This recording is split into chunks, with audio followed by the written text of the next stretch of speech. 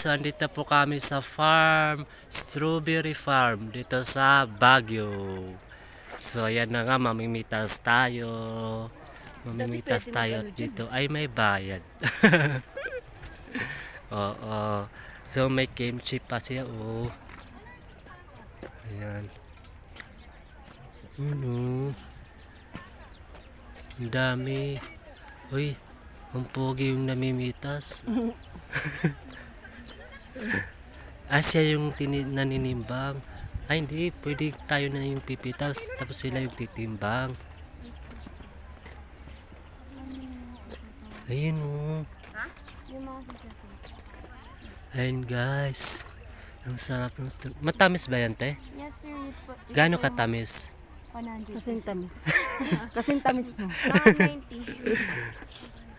Ayan. So, ito naman ay parang wala pa.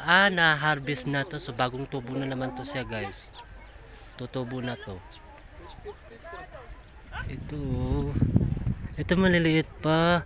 Ang sarap magtanim ng strawberry. Tutubo kaya to sa Mindanao? Tara na.